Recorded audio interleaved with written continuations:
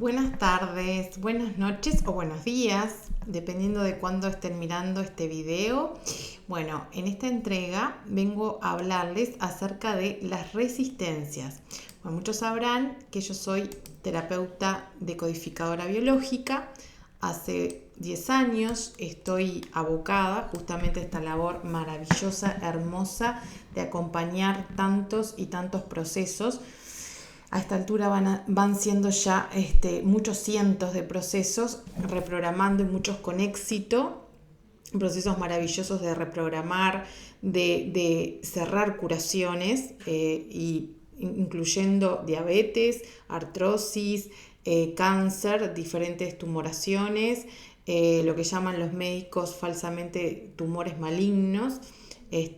Bueno, un montón, un sinfín de síntomas, además de bloqueos, patrones, patrones de conducta que generan mucha insatisfacción, frustraciones, también bloqueos a felicidad, libertad, prosperidad, etcétera. Y bueno, les quería hablar sobre resistencias que muchas veces se dan en estos procesos antes de iniciar la terapia o incluso durante. ¿A qué me refiero por resistencia? Bueno, aquí hay que ir a la práctica clínica, ¿no?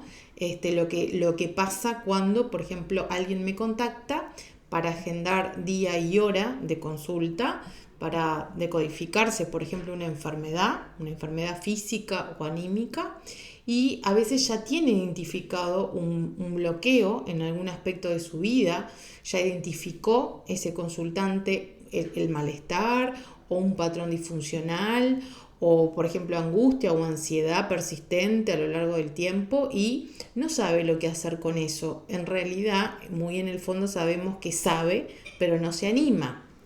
Y además hay un mecanismo de protección, una burbuja psíquica que le llamamos la burbuja de la minimax esquizofrenia, que lo que hace es justamente tratar de proteger ante esa dualidad que plantea el conflicto. Entonces, el consultante en el fondo puede temer inconscientemente también a ser desleal a algún ancestro que le traslada inconscientemente esa carga, ese patrón, esa programación. Hablamos de programación porque sabemos que el cerebro es una computadora biológica que lo que hace es archivar estas experiencias y estos conflictos, estos traumas y dramas, y esa información inconscientemente queda archivada en el cerebro y luego se actualiza en algún descendiente, en algún ancestro más joven, a través de la genética y de las experiencias que vive. Entonces, muchas veces, como decía, el consultante puede estar siendo justamente leal, tener una lealtad invisible a ese ancestro y teme, en el fondo, ser traidor, ¿no? A ese patrón, ser traidor, o sea, traicionar justamente al abuelo, al papá, a la mamá, al bisabuelo, aunque no lo haya conocido. En el fondo muchas veces predomina esto de quién soy yo para superar la vida del abuelo, quién soy yo para ser más feliz que el abuelo o la abuela, ¿no? Entonces, bueno, ¿qué pasa cuando me agendan, por ejemplo? Bueno, me agendan para X día y suele pasar que es bastante común esto, o sea, a veces a mí me pasa por rachas, ¿no? Que noto de repente en 2 o 3 a la misma vez simultáneamente resistencias.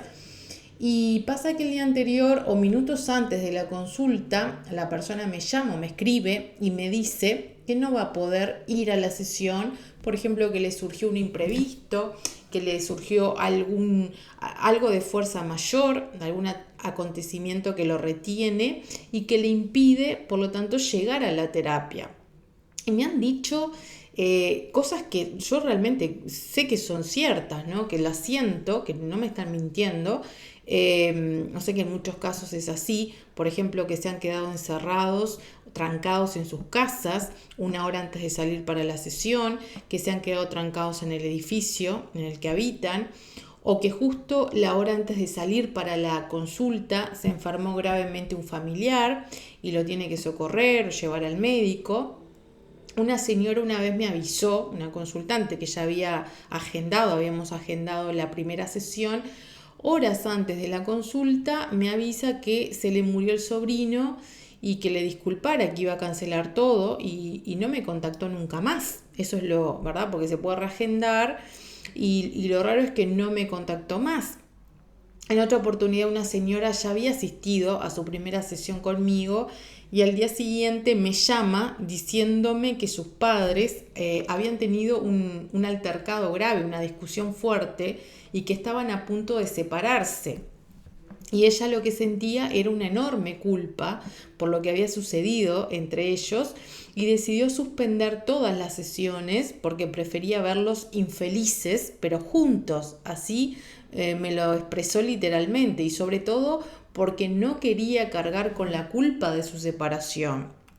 Entonces, ¿qué pasa cuando, claro, no quiero cargar con la culpa? Hay culpa, evidentemente, que el hijo, en este caso, se siente responsable y más que responsable, culpable por lo que hagan o deshagan sus padres, que ya son adultos y el hijo, en este caso la hija, era adulta.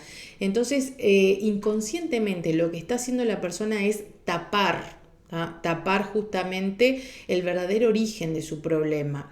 Y lejos de ayudar a sus padres, a sus ancestros, a su clan, lo que está haciendo es solapando y metiendo, como el avestruz, la cabeza, ¿verdad? Debajo de la tierra, o sea, se está ocultando.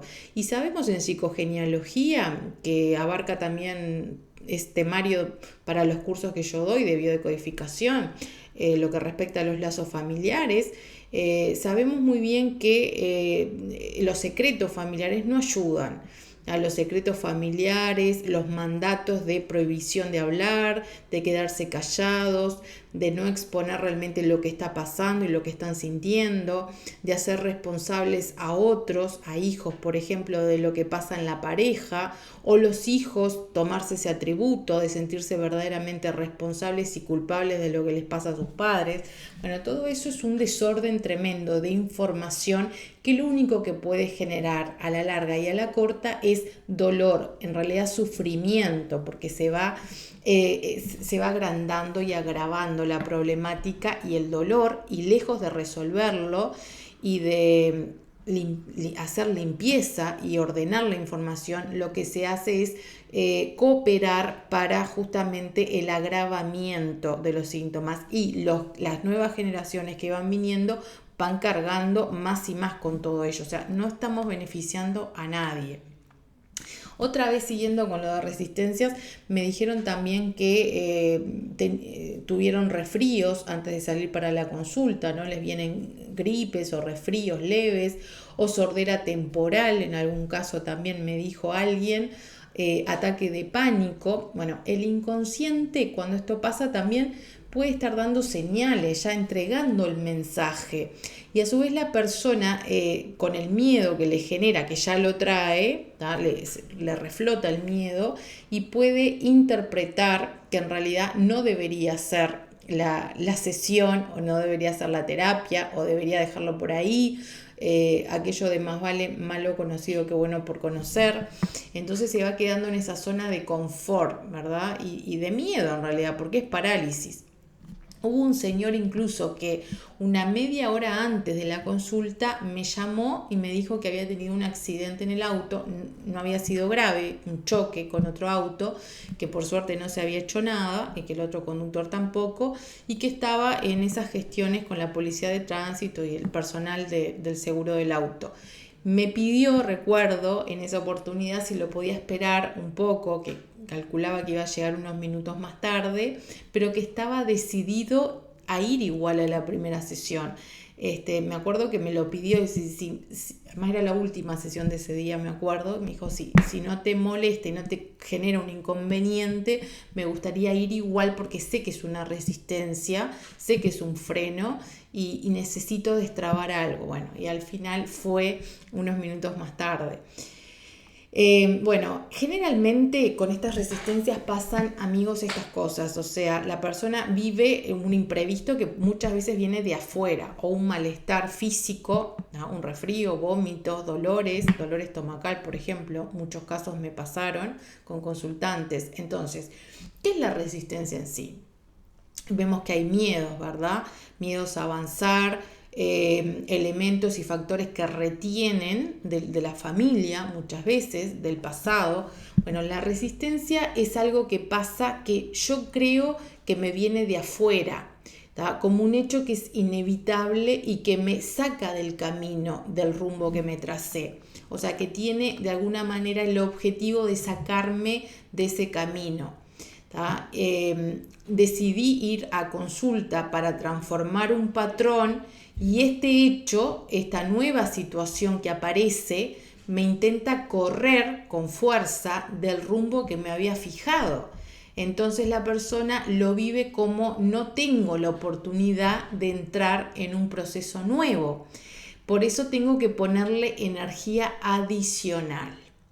Entonces acá se trata de eso, de hacerlo, si estoy decidido a cambiar, a reprogramar mis patrones, a reordenar mi información, a sanarme, que en definitiva es eso, curarme, cerrar el ciclo de esa curación, decidido a ponerle energía adicional. Sí o sí voy a tener que cambiar parte de mi vida o incluso toda mi vida, muchos aspectos de mi vida, porque el bloqueo, el síntoma, la enfermedad, vienen justamente a apoyarme indirectamente, porque no es fácil reconocer esto, vienen a apoyarme a que me dé cuenta que realmente hay un cambio para hacer, tengo que hacer un cambio en mi vida. Y que hay algo que no está funcionando bien ya de antes. Y quizás no es solamente en mi vida, sino que ya traigo esos patrones genéticamente en ancestros.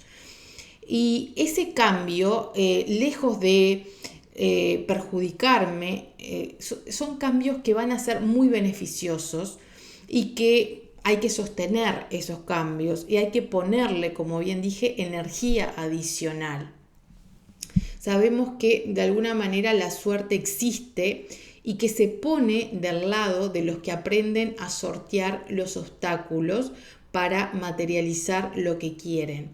Los obstáculos van a existir, van a haber, por la misma fuerza pendular del universo también. Acá nosotros estamos en un universo dual, ¿verdad? Y pendular. De alguna manera hay polaridades, hemos escuchado varios de ustedes, de nosotros, las polaridades negativas y positivas, lo malo y lo bueno, lo feo y lo bello. Y nosotros necesitamos de alguna manera para avanzar reencontrarnos con ese lugar de equilibrio y sobre todo no dejarnos absorber, no dejarnos condicionar por ejemplo, esas creencias que han ido marcando zonas de confort y zonas de parálisis en los ancestros también, en nuestros propios ancestros, de no hagas esto porque si no podés lastimar a alguien. Si vos revelás un secreto, porque yo he tenido consultantes que han sido violados dentro de la familia por tíos, hermanos, padrastros, abuelos, y generalmente alguien sabe de la familia y le dice directamente no lo digas, no abras esos espacios, no abras ese baúl, porque es una bomba, ¿tá? Es una bomba y trata de no decirlo, porque vas a lastimar y vas a lastimar mucho.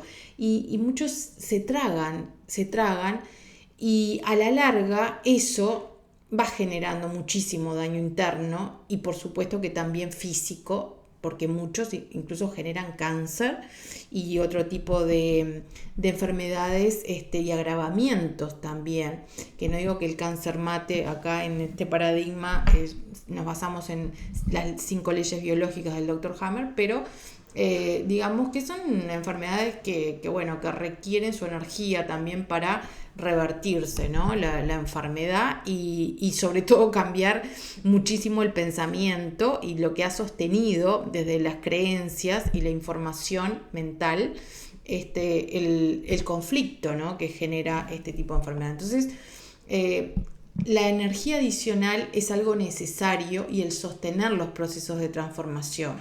Es decir, sostenerlos con los actos, ser coherente con lo que quiero, es decirle al universo, yo ya sé dónde voy, a dónde voy, y lo voy a sostener. Y si yo considero que ese terapeuta o esa terapia es realmente la que me va a ayudar, si siento, si hay una sintonía, una conexión, seguir en ese camino, ser coherente, es decir, sostener la mayor coherencia posible en cuanto a mi alineación total entre mi pensamiento, mi palabra, mi sentimiento y mi acción. Y cuando yo lo sostengo, yo, cualquier persona lo sostiene esto en el tiempo, el universo me va a mostrar por dónde. Casi siempre aparece una esfinge, vamos a tomarlo como arquetipo, ¿no? En la mitología griega justamente sabemos del mito de Edipo, de la leyenda de Edipo y cómo aparecía la esfinge, ese monstruo mitológico griego, mitad bestia, mitad humano, y le proponía a Edipo y a los viajeros una prueba, les hacía una pregunta para ver si se conocían bien, si realmente se conocían a fondo, y Edipo, bueno, fue el que lo supo, el que mostró el autoconocimiento necesario para pasar esa prueba. Y esa esfinge, que era un monstruo, era nada más y nada menos que un monstruo que se devoraba a las presas cuando no sabían quiénes eran.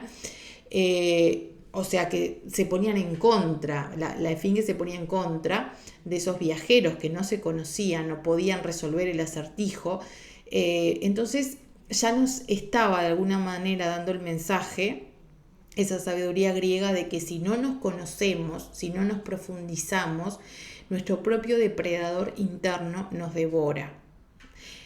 Mientras que cuando sí nos conocemos, como le pasó a Edipo, que sabía la respuesta, nuestro peor monstruo, nuestra peor pesadilla, nuestro miedo más grande se transforma en nuestro aliado. Porque ahí la esfinge le dijo a Edipo, pase nomás porque usted está seguro de quién es y hacia dónde va.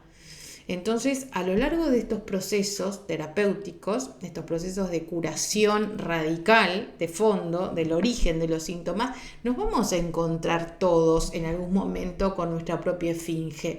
Y hay monstruos que salen que están llenos de miedo. O sea, nos posicionan en un lugar de miedo intenso, de miedo enorme, inmenso. Y tenemos que mirar cara a cara a ese miedo para en realidad saber quiénes somos y vernos a nosotros mismos, para continuar ascendiendo. Las armas que de alguna manera pone esa esfinge, que se da en los obstáculos que encontramos para frenarnos, algunas de las armas son el combate al otro, culpar al otro, por ejemplo, proyectar. Y cuando lo hacemos, la culpa es del abuelo, la culpa es de mi pareja, la culpa es de que no tuve las oportunidades de niño, la culpa es, bueno, cuando nos excusamos solamente en ello, o sea, nos aferramos a ese papel de víctima, no estoy asumiendo quién soy, Entonces eso, el combate y la proyección y la culpa hacia afuera es un gran enemigo que en realidad lo tenemos en el interno y lo tenemos para asumirnos también desde ese lugar de responsabilidad que tenemos por la vivencia y por la información que cargamos. La espera es otro gran obstáculo, esperar, o la esperanza en sí. No es el momento todavía, voy a esperar a ver si el universo me da otra señal,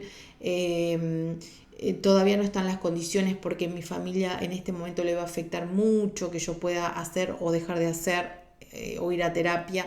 Bueno, cualquier cosa que nosotros nos posicionemos desde ese lugar de espera y empecemos a frenar nosotros mismos justamente el proceso, nuestro propio proceso, nuestro avance, nuestra reprogramación, va a ser un freno justamente que nos vamos a poner para autoboicotearnos, ¿no?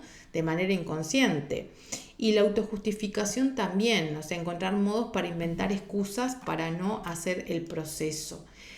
La clave está en dirigirnos innegociablemente hacia donde nos hemos propuesto ir. Es decir, no transar, no negociamos con la curación, ni negociamos con los obstáculos, ni negociamos con las resistencias. Porque hay una parte también del inconsciente biológico que va a buscar protegernos y proteger desde ese lugar mezquino, no solo a nosotros, sino también a los implicados, por ejemplo, a nuestros familiares. Pero esa protección en realidad es un encubrimiento, o sea, trata de tapar y encubrir el verdadero conflicto. Y la forma justamente más sencilla, que a veces dar el paso no va a resultar nada sencillo, pero a la larga es la más sencilla y es la que va a requerir esa energía adicional, es enfrentar nuestros miedos y avanzar para realmente conocernos y transformarnos. Bueno, les quería dejar entonces este video con respecto a las resistencias con este tema, que veo que muchas personas sienten estas resistencias, las viven, y que también a muchas personas les impiden esta energía extra adicional de decir, lo hago con miedo y todo, y quiero abrirme a la sorpresa que en definitiva termina siendo el proceso. Porque si nosotros aprendemos a desarrollar confianza en nosotros mismos, y eso es lo que yo apuesto y yo acompaño a eso, y hay técnicas y hay herramientas que todas están dirigidas a que el propio consultante sea el que vea esta confianza en él mismo y la vaya poniendo a prueba y en práctica. La confianza en su proceso, el entusiasmo, el trabajar mucho el mental, los condicionamientos, los prejuicios, las creencias que impiden que el consultante se forme, se construya, se cree una nueva realidad y un nuevo rumbo de vida, que muchas veces es un rumbo de vida inédito para ese clan, para ese árbol. Es decir, que muchos ancestros en ese clan se lo han frenado, se lo han impedido, se han auto boicoteado, y muchas veces ese consultante carga con justamente ese complejo, ¿no? Inconsciente de, y yo voy a ser el primero en saltar todo este obstáculo, en derribar todo este muro. No, es increíble cuando lo logra y va haciendo su propio camino. Ese es el poder de la individuación, que genera cambios obviamente hermosos también en el entorno, y va a afectar directa o indirectamente a los ancestros para su mayor bien, que es lo que se pretende, que la individuación esté al servicio del mayor bien. Así que bueno, gracias por escucharme, y alguno que sienta o algunos de ustedes los espero en la consulta. Que estén muy bien. Chau, chau.